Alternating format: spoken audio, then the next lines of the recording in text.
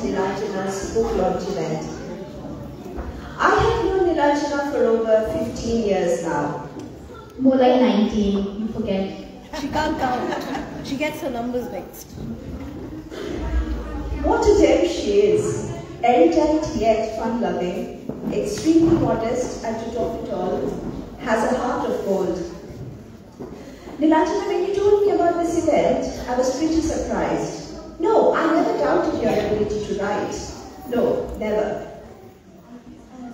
Years back, when I first read your Facebook post with squinted eyes, I knew this woman can write. Saying that, do you remember my first comment on your post? You are so good, you should consider writing a novel. I thought that was a joke.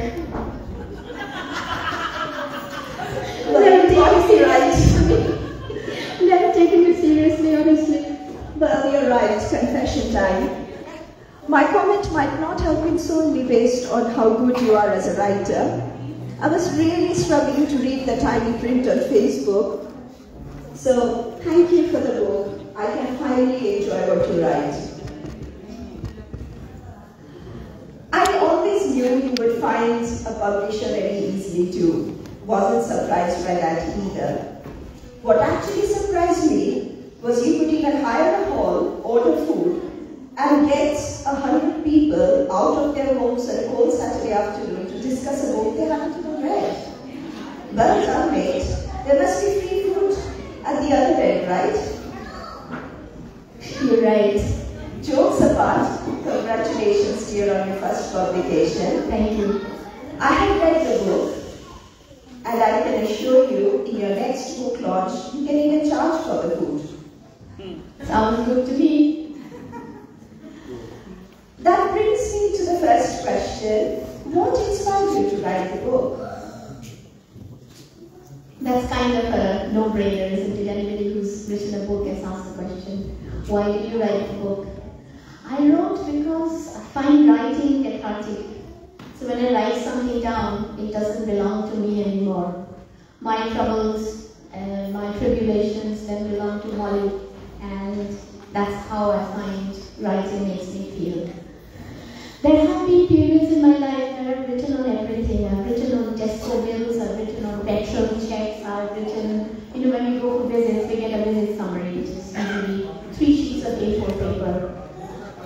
After I've come back from the visit, I've written on those 3 sheets of A4 paper on the back.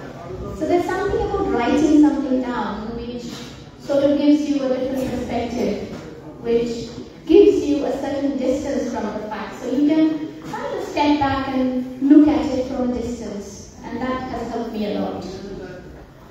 Writing has been in my family. So we're all diary writers back home, when we used to write diaries in the old days. So I've kept that up. I write a diary nearly every day now. And I think this is the result of many years of diary writing. I'm happy to see where it is today, and happy to see everybody here. The other thing I would like to mention about the book is that if you take one chapter or one incident out of the book, you will get a false impression.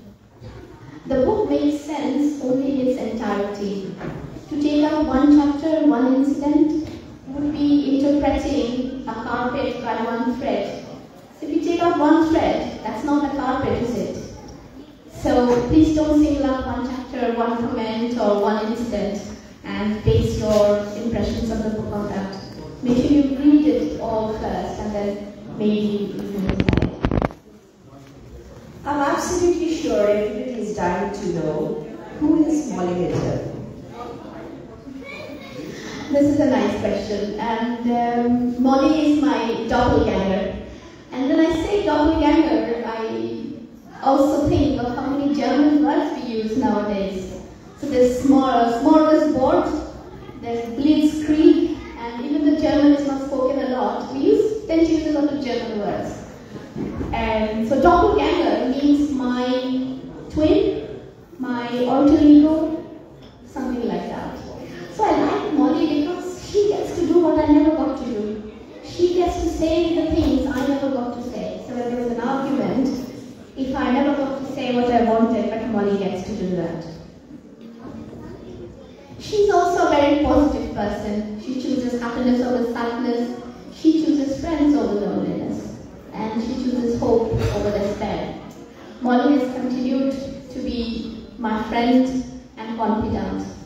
And I think once you read the book, you will find that you know Molly, and you will feel like you've known her a long time, and you want to hold her hand through all her troubles. I would also like to mention children growing up in this country who are geographically separated from their culture, but are somehow connected. So we've got some young dancers here who are going to perform now. And this is just to take us back to my days of dance practice. Sorry, am I jumping the gun? But that doesn't matter at all. I think that was it. You go ahead with it. That's expected. That's expected. No, I want to do this properly. So let me just read something to you guys. Give me a second. So this is a little piece from my next book, which I'm going to now read. It starts off with a little with a voice drama kind of thing, where I'm getting ready for my dance school and my mom's telling me off. I'm being late. Story of my life. So we just start with that. Molly, where are you? It's 3:45. You will be late again. No, Ma, it takes 5 minutes. 5 minutes? Are you fine there? Molly's dance lessons took place every Sunday at 4 p.m. and the school was right in the middle of the shopping area. So Mom was right. If she had to reach in 5 minutes, she would have to fly. 15 was a more realistic figure. Molly wanted to learn to play the piano, but her mom took one look at her chubby cheeks and decided no, she is going to learn dancing. So it was the result of such thoughts that Molly and her dad never had the luxury of a comfy siesta after lunch on a Sunday. Instead, they barely finished lunch, Molly got ready, Dad would start the car, ready for the journey to dance school. Once in the class, however, Molly felt happy and energized seeing her friends. The dance school was a single-story building. Rooms were cool, with clean red cement floors and high ceilings. The doors were made of slatted wood with shiny green paint. It was reassuringly low-tech and very unpretentious. The whole of the back was a long courtyard with a tiled roof and a grey cement floor. This was where the classes took place every Sunday from 4 till 6. The girls stood in rows while the teacher and her assistant led the class, first by dancing and then keeping beat with a wooden stick. Molly liked dancing and managed decent grades in her exams. She did this grueling schedule for 4 years, dancing every Sunday for months and years. It was strange. When her dance classes finished, she wondered, will I ever dance again? Even now, many decades later, when she watches a traditional dance recital, she can hear the beating of the wooden stick on the pole and feel the hot cement under her feet. Memories to last a lifetime. Thank you very much. That was super cute. Really nice. I can see these dance classes are very close to your heart. Yes. Do you think it is safe to assume that you wanted to be a dancer and pursue it professionally? This takes me back to school. When I got my books for the next class, say when you're going from class 4 to class 5, and you got all your books, I would just take out the English textbook and I would read it from cover to cover. And then when we were going through the year and reading the pieces, I discovered that a lot of the good poems have been left out. Then I used to think, why are these not in the syllabus? They're beautiful poems.